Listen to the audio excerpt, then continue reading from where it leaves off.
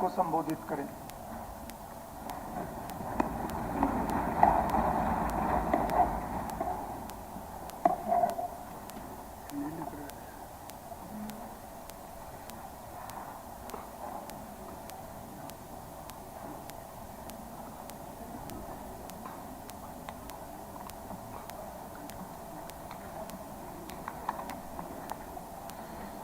माननीय अध्यक्ष महोदय तथा सम्मानित सदस्यगण,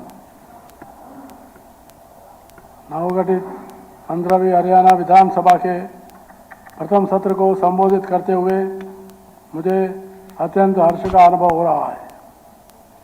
इस गरिमामय सदन के सदस्य बनने पर मैं आप सबको शुभकामनाएं देता हूं तथा आपका हार्दिक अभिनंदन करता हूं।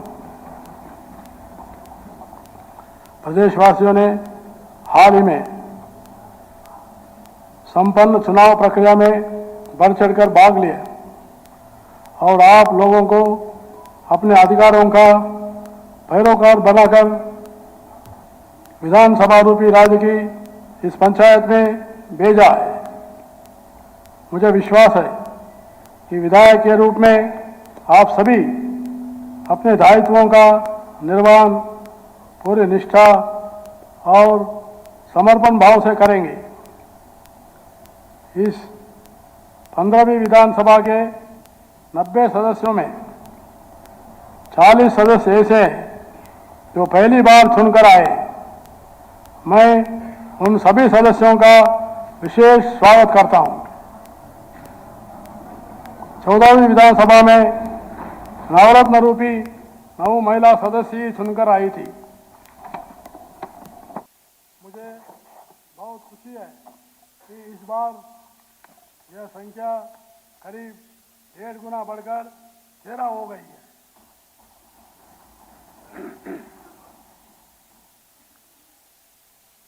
यह सम्मानित सदन 3.25 करोड़ प्रदेशवासियों की आशाओं का ध्वजावाहक है।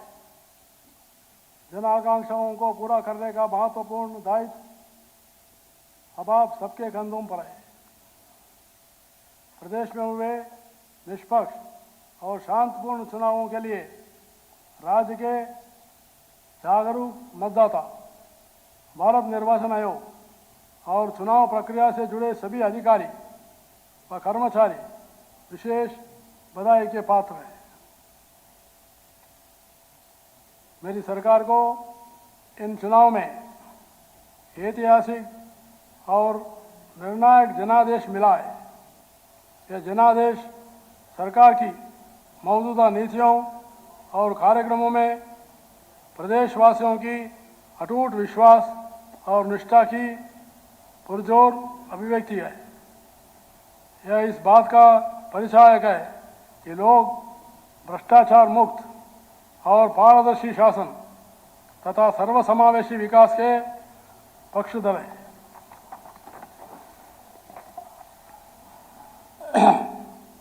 यह जनादेश इस बात का प्रमाण है कि प्रदेश के आम जन ने सरकार की नीतियों को पसंद किया है और उस पर अपनी सहमति और स्वीकृति की मोहर लगाई है। हमारे प्रदेश के इतिहास में पहली बार ऐसा हुआ है कि किसी सरकार पर लगातार तीसरी बार भरोसा जताया गया है। वर्ष 2024 का यह चुनाव नीति, नियत, निष्ठा और निर्णयों पर विश्वास का चुनाव रहा है। मेरी सरकार ने 10 वर्ष से सेवा, सुरक्षा, सुशासन, सहयोग और अंत्योदय उद्यान का जो मिशन चलाया है, यह उस पर समर्थन की मोहर है। यह जनादेश है कि हरियाणा को विकसित बनाने का काम नॉन स्टॉप चलता रहे और हम अपने लक्ष्यों की प्राप्ति करें। राज्य के विकास से देश का विकास, इसी भावना के साथ मेरी सरकार आगे बढ़ते रहेगी। आज मुझे यह कहते हुए बड़े संतोष का अनुभव हो रहा है कि प्रदेश में गत 10 वर्ष में क्षेत्रवाद और परिवारवाद की संकीर्ण सोच से ऊपर उठकर काम हुआ है। साथ ही सरकार ने शिक्षा, स्वास्थ्य, सुरक्षा, स्वावलंबन और स्वाभिमान पर बल देकर प्रदेश के विकास को नई ऊर्जा और नई गति दी है। पंडित दीनदयाल जी का अंत्योदय दर्शन ने न केवल मेरी सरकार का मार्गदर्शन कर रहा है, बल्कि हरियाणवी एक का मूल मंत्र हमारे हर काम में झलक रहा है। हरियाणा को देश का एक जीवंत, गतिशील और उदयमान राज्य बनाना मेरी सरकार की परिकल्पना है। यह परिकल्पना ऐसी हरियाणा की है जहां खेतों में भरपूर पैदावार हो, औद्योगिक विकास का पहिया निरंतर गतिशील रहे, युवाओं के लिए रोजगार के भरपूर अवसर हो, बहन बेटियां सुरक्षित, सशक्त और स्वाभिमानी हो। एक ऐसा हरियाणा जहाँ किसान को उसकी फसल पर पूरा दाम मिले, हर हाथ को काम मिले, व्यापारी का कारोबार फले फूले, जरूरतमंदों को तरक्की का दूर लाभ मिले और कोई भी अपने को उपेक्षित अनुभव न करे।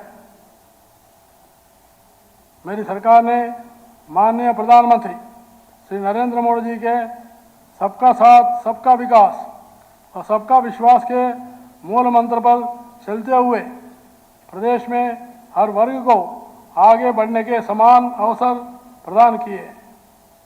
उन्होंने गरीब, युवा, महिला व किसान को विकसित भारत के 4 स्तंभ माना है। मेरी सरकार ने अपनी नीतियों का रुख इन स्तंभों को मजबूत करने की दिशा में मोड़ा है। सरकार की कोशिश लोगों को उनके लिए बनी हर सरकारी योजना का लाभ पहुंचाने की है और यही उनके उद्धार व कल्याण का मार्ग है। जब सरकार इस इच्छा शक्ति के साथ काम करे कि सरकारी योजना से एक भी पात्र व्यक्ति छूटे नहीं, तो खजाने से निकले हर पैसे का सदुपयोग जनहित में होता है। एक दशक पहले के हरियाणा और आज के हरियाणा में अंतर दर्पण की तरह साफ है।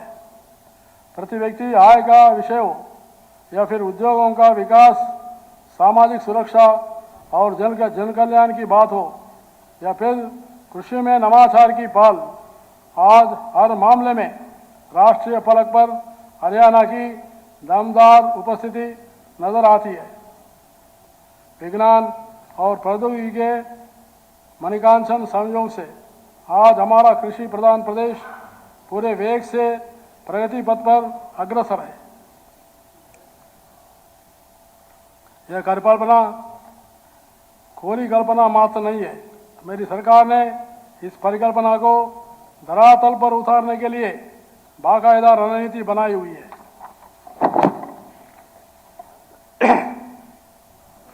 चुनाव पूर्व जारी किए गए संकल्प पत्र को आधार बनाकर आगामी 5 वर्ष में प्रदेश के हर वर्ग और हर क्षेत्र की बेहतरी के लिए काम करना मेरी सरकार की प्राथमिकता रहेगी। कृषि। माननीय सदस्यगण, हरियाणा कृषि प्रधान राज्य है, इसलिए किसान कल्याण मेरी सरकार की नीतियों के केंद्र में है। इस दिशा में मेरी सरकार ने कुछ दिन पहले ही अंग्रेजों के जमाने से चले आ रहे अभियान को जड़ से खत्म किया है। हरियाणा देश का ऐसा पहला राज्य बन गया है जहां न्यूनतम समर्थन मूल्य पर 24 फसलों की खरीद की जाती है। इस साल मानसून देरी से आने के कारण किसान को खरीफ फसलों की बिजाई के लिए अतिरिक्त संसाधन जुटाने पड़े। इससे फसल की लागत बढ़ी। इसमें राहत के लिए मेरी सरकार ने सभी खरीफ फसलों के लिए हर किसान को 2000 रुपये प्रति एकड़ बोनस दिया है। ऐसा हरियाणा के इतिहास में पहली बार हुआ है। रबी सीजन 2023-24 में फसलों को प्राकृतिक आपदा से हुए नुकसान के लिए भी 49,000 किसानों को 133 करोड़ 75 लाख रुपए से अधिक की राशि मुआवजा के रूप में जारी की गई है। जिन किसानों की जमीन बिजली की ट्रांसमिशन लाइनों के नीचे आती है उन्हें भी उचित मुआवजा दिया जाएगा। मेरी सरकार ने किसानों को सीधा लाभ पहुंचाने के लिए ई खरीद पोर्टल के माध्यम से 12 लाख किसानों को खातों में एमएसपी पर फसल खरीद की 1,24,000 करोड़ रुपए डाले हैं। मेरी सरकार प्रदेश की वर्तमान जरूरतों को देखते हुए अपनी कृषि व्यवस्था में बदलाव कर रही है। हमारा किसान ज़्यादा से ज़्यादा आत्मनिर्भर हो और उसकी आमदनी बढ़े, इस सोच के साथ नीतियाँ बनाई जा रही है व निर्णय लिए जा रहे हैं। आज नकली खाद, बीज और कीटनाशक कृषि क्षेत्र के लिए बड़ी चुनौती बन गए हैं। मेरी सरकार इन पर रोक लगाने के लिए कड़ा कानून बनाएगी और किसानों को 100% मुआवजा देना भी सुनिश्चित करेगी। सिंचाई जल की कमी को देखते हुए कम पानी में उगने वाले फसलों को प्रोत्साहित देने के लिए मेरी सरकार धान की जगह अन्य फसल बोने या खेत खाली रखने पर भी 10,000 रुपये प्रति एकड़ की राशि देगी। मेरी सरकार किसान उत्पादक संघ, एफपीओ और पैक्स जैसे सहकारी संगठनों का एक बड़ा नेटवर्क बना रही है। सरकार अत्याधुनिक 500 सीएम पैक्स स्थापित करेगी और किसानों को प्रशिक्षण, विपणन और वित्तीय सेवाओं के लिए वन स्टॉप सेंटर का कार्य करेंगे। कृषक समूहों को और पैक्स को अनाज भंडार के लिए गोदाम बनाने के हेतु 1 करोड़ रुपए तक का ब्याज मुक्त ऋण प्रदान किया जाएगा। किसानों को 48 घंटे की भीतर डीबीटी के माध्यम से फसल खरीद का भुगतान सुनिश्चित करेंगे।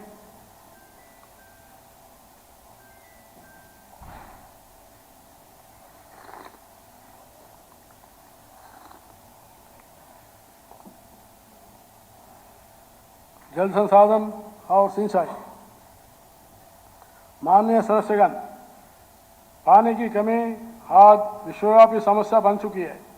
इसलिए मेरी सरकार पानी की एक एक बूंद का इष्टतम उपयोग करने तथा वितरण में होने वाली पानी की बर्बादी को रोकने के लिए प्रतिबद्ध है। इसके लिए नहरों के बुनियादी ढांचे में सुधार जारी रखा जाएगा। सूक्ष्म सिंचाई 19,716 तालाबों के जीर्णोद्धार, गंदे पानी के उपचार एवं प्रबंधन की नीतियां जारी रखी जाएगी।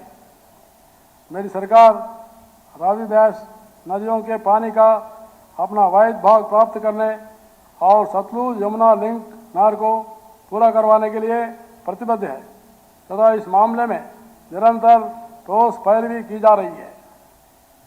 महिला एवं बाल विकास। माननीय सदस्यगण, प्रदेश में आंगनवाड़ी कार्यकर्ताओं के मानदेय में 750 रुपये और सहायिकाओं को मानदेय में 400 रुपये मासिक की बढ़ोतरी की गई है। 10 वर्ष का अनुभव रखने वाली आंगनवाड़ी कार्यकर्ताओं को 14,750 रुपये, 10 वर्ष से कम अनुभव वाली आंगनवाड़ी कार्यकर्ताओं तथा मिनी आंगनवाड़ी कार्यकर्ताओं को 13,250 रुपये और सहायिका को 7,900 रुपये मानदेय दिया जा रहा है। माननीय प्रधानमंत्री श्री नरेंद्र मोदी जी के द्वारा वर्ष 2015 में पानीपत की ऐतिहासिक तरह से शुरू किए गए बेटी बचाओ बेटी पढ़ाओ अभियान ने प्रदेश में जागरूकता बढ़ाने में महत्वपूर्ण भूमिका निभाई है। इस अभियान के फलस्वरूप प्रदेश में लिंगानुपात वर्ष 2014 के 871 से सुधरकर 900 से अधिक हो गया है। महिला कर्मचारियों को घर के समीप ही काम करने की सुविधा देने के लिए ग्रुप सी व डी की महिला कर्मचारियों को उनके मनचाहे जिले में तैनात करने के लिए नीति लागू की जाएगी।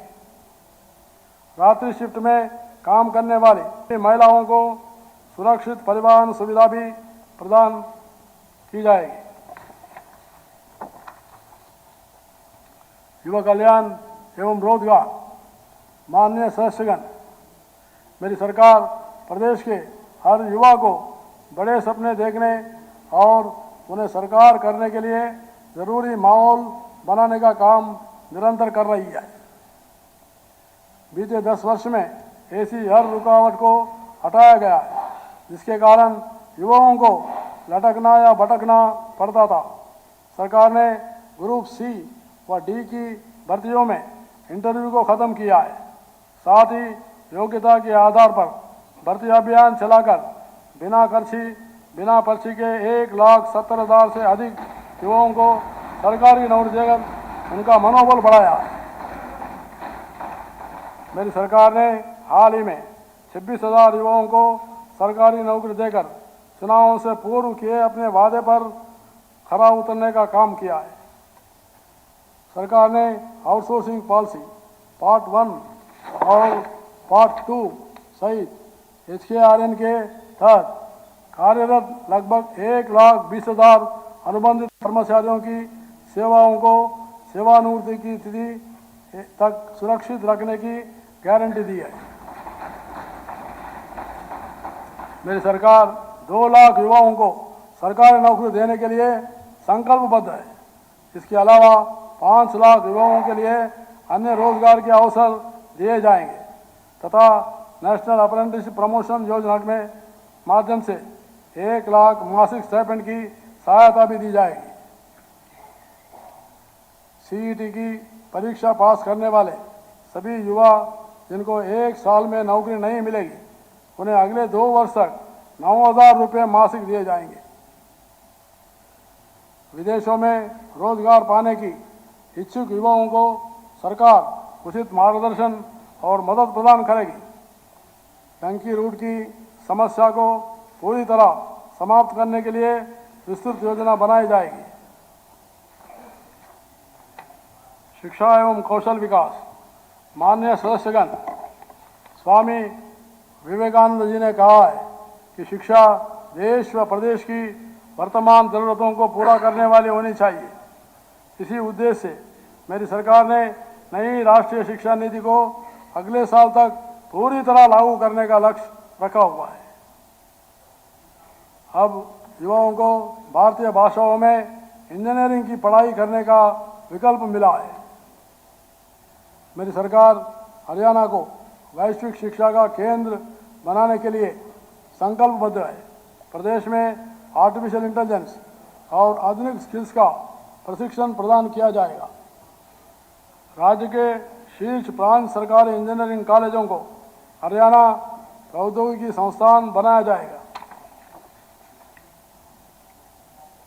आज हरियाणा भूस्थानिक ज्ञान और अंतरिक्ष प्रौद्योगिकी में अग्रणी होने के लिए तैयार है, जो आर्टिफिशियल इंटेलिजेंस, मिशन लर्निंग और जनरेटिव आर्टिफिशियल इंटेलिजेंस में भारत की प्रगति पर आधारित है।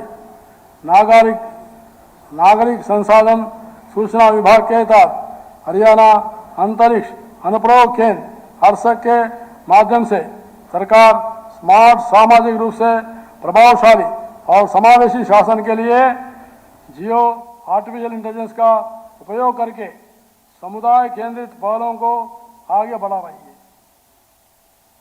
सरकार एक सशक्त कार्य समूह और उद्योग भागीदारी के समर्थन से अपने स्वयं के उपग्रहों को डिजाइन करने और बनाने के लिए एक साहसिक दृष्टिकोण की दिशा में काम कर रही है।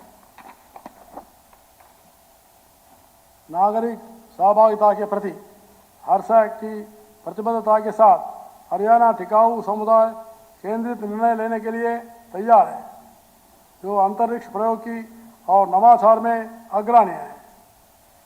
खेल। माननीय सदस्यगण,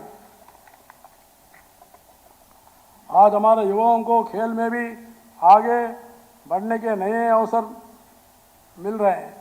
हमारे युवा खेल जगत में बड़ी उपलब्धियां प्राप्त कर देश प्रदेश का नाम रोशन कर रहे हैं। मेरी सरकार के प्रभावी प्रयासों का ही परिणाम है कि प्रदेश के युवा खिलाड़ी वैश्विक मंचों पर रिकॉर्ड संख्या में मेडल जीत रहे हैं। हमें गर्व है, कुछ ही दिन पहले पेरिस ओलंपिक में 2024 में देश को मिले कुल 6 पदकों में से 4 पदक हमारे खिलाड़ियों ने जीते हैं। इसके अतिरिक्त कांस्य पदक विजेता हॉकी की टीम में भी हरियाणा के 3 खिलाड़ी शामिल थे। इसी प्रकार पैरालंपिक में देश को मिले 19 पदकों में से 8 हरियाणा के खिलाड़ियों ने जीता है। मैं अपनी व हरियाणा सरकार की तरफ से उन्हें शुभकामना एवं बधाई देता हूँ। इन उपलब्धियों को और आगे ले जाने के लिए मेरी सरकार खेल इंफ्रास्ट्रक्चर को ग्राम स्तर तक ले जाने के लिए निरंतर काम कर रही है। हर जिले में अलग अलग ओलंपिक खेलों की नर्सरी बनाई जाएगी।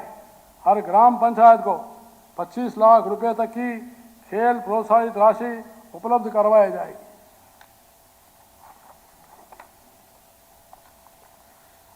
वीरों का सम्मान। माननीय सदस्यगण, मेरी सरकार ने पिछले 10 वर्ष में वीर जवानों के प्रोत्साहन और कल्याण के लिए ठोस प्रयास किए हैं।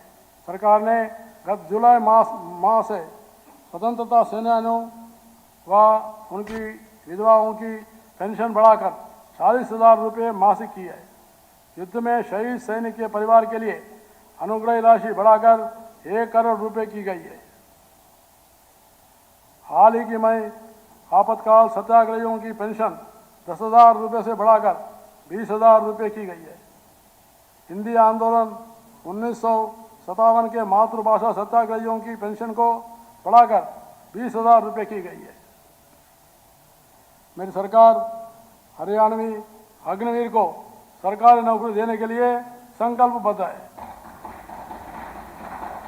पूर्व सैनिकों को 5 साल तक की भुगतान अवधि के साथ 10 लाख रुपए तक का ब्याज मुक्त ऋण दिया जाएगा।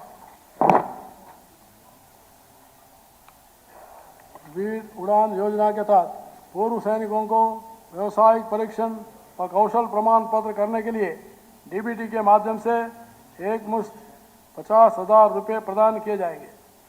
जय जवान आवास योजना के तहत पूर्व सैनिकों के लिए आवास बनाने के काम में तेजी लाई गई है। सबसे पहले सबसे गरीब का उत्थान।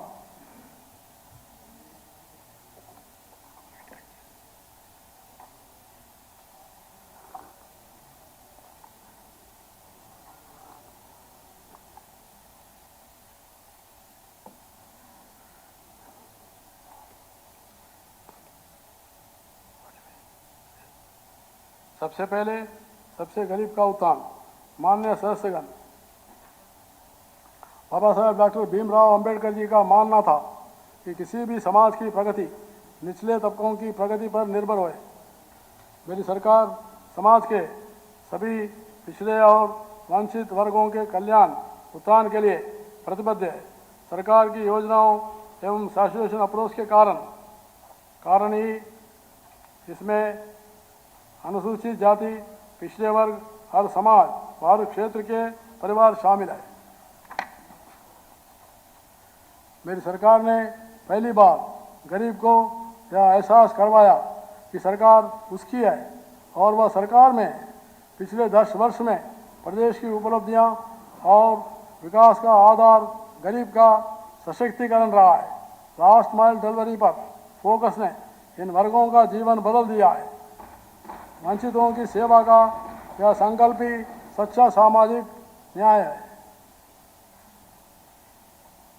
वंचितों को लाभ पहुंचाने के लिए सरकार ने अनुसूचित जातियों के आरक्षण का 2 वर्ग में वर्गीकरण किया है। हैप्पी योजना के तहत प्रदेश के 84 लाख लोगों को प्रतिवर्ष 1000 किलोमीटर तक मुफ्त यात्रा सुविधा दी गई है। गरीब परिवारों को घर घर गृहिणी योजना में हर महीने केवल 500 रुपये में गैस सिलेंडर दिया जा रहा है। इसके लिए रजिस्ट्रेशन पोर्टल खोला गया है।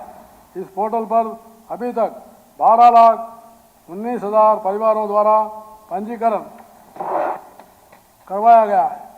इनमें से अगस्त महीने में 1,92,000 उपभोक्ताओं ने गैस सिलेंडर भरवाया, जिन्हें 4,76,00,000 रुपए की राशि सब्सिडी के रूप में दी गई है। पिछले वर्ग की क्रीमी लेयर की वार्षिक आय सीमा 6 लाख रुपए से बढ़ाकर 8 लाख रुपए की गई है। पंचायत राज संस्थाओं और नगर पालिकाओं में ओबीसी 20 श्रेणी को 5% आरक्षण दिया गया है। गरीब परिवारों को मुख्यमंत्री शहरी आवास योजना के तहत शहरों में 15,000 परिवारों को 30-30 वर्ग गज के प्लाट दिए जाएंगे। प्रदेश के 1 लाख गरीब परिवारों को बिजली के बिल से मुक्ति दिलवाने का सूर्य की ऊर्जा से घरों को जगमग करने के लिए प्रधानमंत्री सूर्य घर मुफ्त बिजली योजना की योजना चलाई गई है। घरेलू बिजली उपभोक्ताओं का राहत देते हुए बिजली का मंथली मिनिमम चार्ज समाप्त किया गया। इससे 9,50,000 गरीब परिवारों को घरेलू बिजली बिलों में 2% से 91% तक राहत मिलेगी। मेरी सरकार डीए और पेंशन को जोड़ने वाली वैज्ञानिक फार्मूला के आधार पर सभी सामाजिक सुरक्षा पेंशनों की राशि में वृद्धि करेगी। पिछले समाज की जातीय 36 बिरादरियों के कल्याण के लिए पर्याप्त बजट में 7 अलग अलग कल्याण बोर्ड बनाए गए। शहरी और ग्रामीण क्षेत्र में गरीबों के लिए 5 लाख आवास बनाए जाएंगे। देश के किसी भी सरकार की कॉलेज से इंजीनियरिंग की पढ़ाई करने वाले अनुसूचित जाति के हरियाणा के विद्यार्थी को पूर्ण छात्रवृत्ति दी जाएगी और पिछड़े वर्ग को अधिकतम 20,000 रुपये तक 10,000 रुपये ट्यूशन फीस और 10,000 रुपये डेवलपमेंट फीस छात्रवृत्ति दी जाएगी। स्वास्थ्य और आयुष माननीय सदस्यगण, किसी भी समाज की प्रगति उसके सदस्यों के स्वास्थ्य पर निर्भर करती है। इसलिए मेरी सरकार हर व्यक्ति को स्वास्थ्य सेवा उपलब्ध करवाने का काम कर रही है। हरियाणा राज्य ने अपने सभी नागरिकों को जिनकी पारिवारिक वार्षिक आयु 1,80,000 तक है, चिरायु आयुष्मान भारत योजना के तहत 5 लाख रुपए वार्षिक तक की मुफ्त इलाज की सुविधा प्रदान की गई है। साथ ही चिरायु योजना के विस्तार के अंतर्गत राज्य के सभी परिवार जिनकी वार्षिक आय 1,80,000 से 3 लाख तक है, उन्हें 1,500 रुपये के वार्षिक अंशदान पर इस योजना का लाभ प्रदान किया जा रहा है। अब इसे बढ़ाकर 10 लाख रुपये वर्ष किया जाएगा। प्रदेश के हर परिवार के 70 वर्ष से अधिक आयु के सदस्यों को 5 लाख रुपए के मुफ्त इलाज की सुविधा भी प्रदान की जा रही है। हर्ष का विषय कि मेरी सरकार ने 18 अक्टूबर 2024 से प्रदेश के सभी किडनी रोगों से पीड़ितों को मुफ्त डायलिसिस की सेवाएं प्रदान की है। इस समय डायलिसिस की सुविधा 20 जिला अस्पताल तथा करनाल, नूंह व रोहतक के मेडिकल कॉलेजों में उपलब्ध है। जल्दी इस सुविधा का विस्तार प्रदेश के सभी मेडिकल कॉलेजों में किया जाएगा। मेरी सरकार मेडिकल कॉलेजों में सीटों की संख्या बढ़ाकर 3,500 करेगी। वहीं हर जिले के सिविल अस्पताल में आईसीयू का निर्माण किया जाएगा। सभी राष्ट्रीय एवं राज्य मार्गों पर हर 60 किलोमीटर पर एक ट्रॉमा सेंटर स्थापित करेंगे। 100 बिस्तर वाली सिविल अस्पतालों को 200 बिस्तर तथा 200 बिस्तर वाली सिविल अस्पतालों को 300 बिस्तर वाले अस्पतालों में अपग्रेड किया जाएगा। उद्योग एवं वाणिज्य। माननीय सदस्यगण, उद्योग हमारी अर्थव्यवस्था का मूल आधार है। मेरी सरकार ने हरियाणा के औद्योगिक विकास के गति देने के लिए ईज ऑफ डूइंग बिजनेस का एक इकोसिस्टम तैयार किया है। सरकार ने प्रमाण पत्र, लाइसेंस और अनुमति देने में अड़चन पैदा करने वाले अनेक नियमों और प्रक्रियाओं को खत्म कर दिया है। इससे आज हरियाणा देश विदेश के निवेशकों की पहली पसंद बन गया है। पारंपरिक सेक्टर के साथ सनराइज सेक्टर को भी मिशन मोड पर बढ़ावा दिया जा रहा है। प्रदेश के एनसीआर क्षेत्र को लॉजिस्टिक हब बनाया जा रहा है। लॉजिस्टिक कॉस्ट को कम करने के लिए भी मेरी सरकार लगातार प्रयास कर रही है। नारनौल महेंद्रगढ़ में integrated multi modal logistic hub के निर्माण के कार्य में तेजी लाई जाएगी। मेरी सरकार आईएमटी करकोड़ा की तर्ज पर पूरे प्रदेश में 10 अत्याधुनिक औद्योगिक शहर बसाएगी।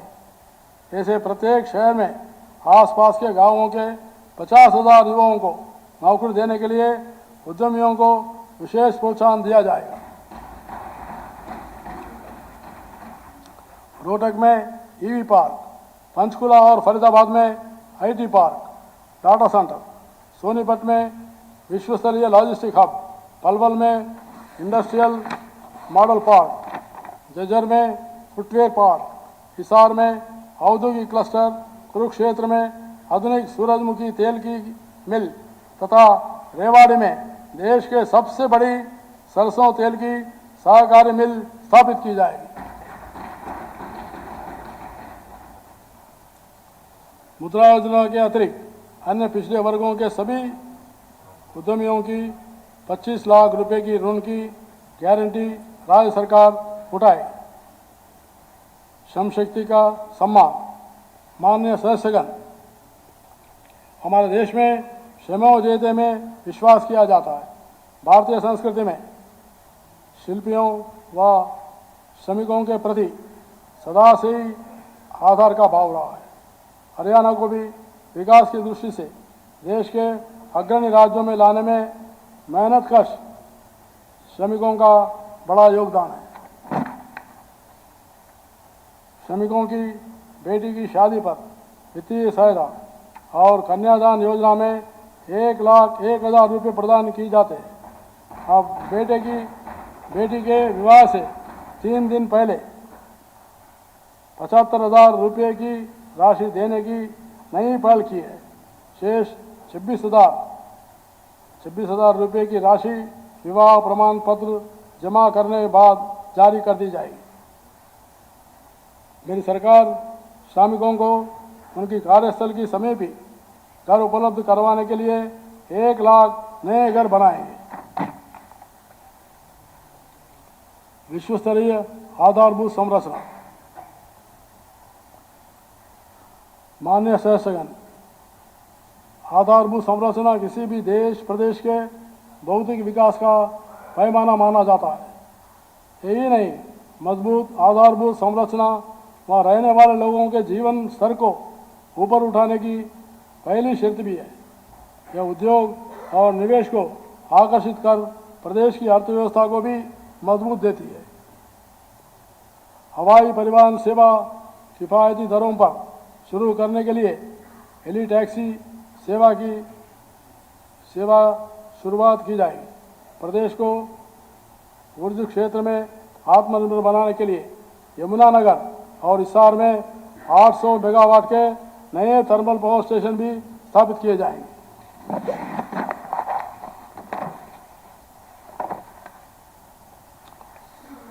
हमारी धरोहर हमारी विरासत। माननीय सदस्यगण, मेरी सरकार भौतिक विकास के साथ प्रदेश की विरासत और महान सांस्कृतिक धरोहर को भी संजोने का काम कर रही है। इसी दिशा में महापुरुषों के जीवन से प्रेरणा और सीख प्राप्त करने के लिए प्रदेश में उनकी जयंतियाँ राज्य स्तर पर मनाई जाती है। इसके लिए संत महापुरुष सम्मान एवं विचार प्रसार योजना चलाई जा रही है। मेरी सरकार इस योजना को आगे बढ़ाते हुए संतों व महापुरुषों की जयंतियों को मनाने जारी रखेगी। सरकार ने अपने कैलेंडर में भी संतों व महापुरुषों की जयंतियों की विशिष्ट दिवस सूची प्रकाशित की है, ताकि नई पीढ़ियां उनकी जयंती को याद रखें और उसे धूमधाम से मनाएं।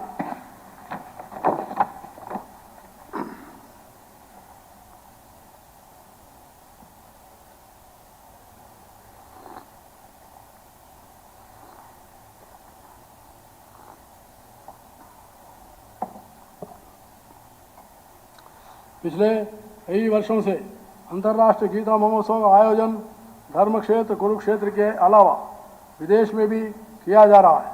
मेरी सरकार गीता के संदेश को मानव मात्र में पहुंचाने के लिए अंतर्राष्ट्रीय गीता जयंती मेला प्राधिकरण का गठन करेगी। ज्योतिसर में चल रही महाभारत थीम परियोजना पर तेजी से काम करे कुरुक्षेत्र को प्रमुख आध्यात्मिक केंद्र के रूप में विकसित किया जाएगा।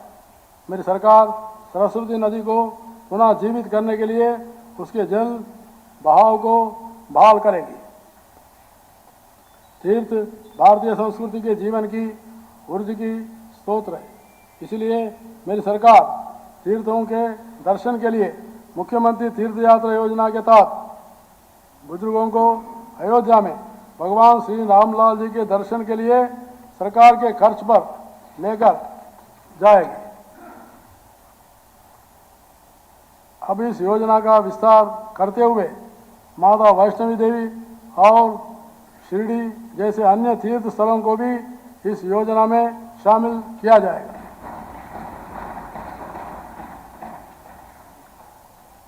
माननीय सदस्यगण, आप सबको यह ध्यान रखना है कि विकसित हरियाणा विकसित भारत के संकल्प की सिद्ध में कोई अवरोध पैदा न हो। इसलिए मुझे भरोसा है कि आप इस माननीय सदन के समय के फल का सदुपयोग करते हुए जनहित को प्राथमिकता देंगे।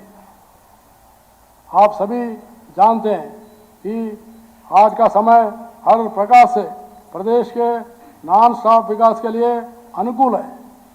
आने वाले समय में हरियाणा की यह विधानसभा का क्या निर्णय लेती है, क्या नीतियां बनाती है, इस पर पूरे प्रदेश की नज़र है। इस अनुकूल समय का अधिक से अधिक लाभ प्रदेश को मिले, यह दायित्व यहाँ पर बैठे हर माननीय सदस्य का भी है।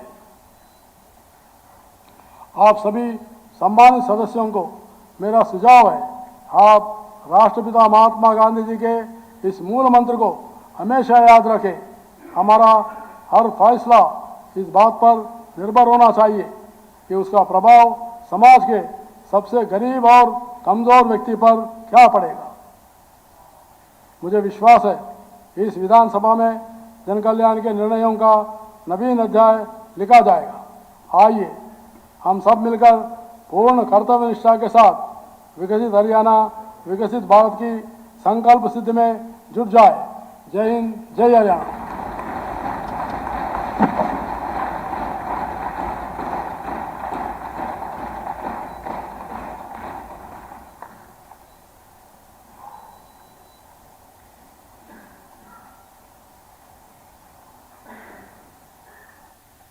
माननीय सदस्यगण, मैं माननीय राज्यपाल महोदय द्वारा सदन में उनके द्वारा दिए नायब सरकार का रोड मैप रखा है। नए सदस्यों को राज्यपाल ने बधाई देते हुए अभिभाषण की शुरुआत की और सरकार के अगले 5 साल का रोड मैप जो है वो सदन की पटल पर रखा है। तो किस तरह से सैनी सरकार अगले 5 साल तक प्रदेश हित के लिए प्रदेश की जनता के हित के लिए काम करने वाली है। इसका रोड मैप राज्यपाल बंडारू दत्तात्रेय के द्वारा सदन के पटल पर रखा गया है। अब आपको बता दें कि 2 दिन तक राज्यपाल के अभिभाषण पर चर्चा की जाएगी, चूंकि अगले 5 साल का पूरा ब्यौरा जो है, रोड मैप जो है, वो राज्यपाल के द्वारा सदन के पटल पर रखा गया है, जिसको सिलसिलेवार तरीके से विपक्ष के द्वारा भी तमाम सवाल जो हैं वो किए जाएंगे और उस पर चर्चा की जाएगी। तो हरियाणा विधानसभा सत्र का जो आगाज़ है वो हो चुका है और राज्यपाल का अभिभाषण पूरा हुआ, जिसमें उन्होंने अगले 5 साल का रोड मैप जो है वो सदन के पटल पर रखा है, किस तरह से सैनी सरकार काम करने वाली है।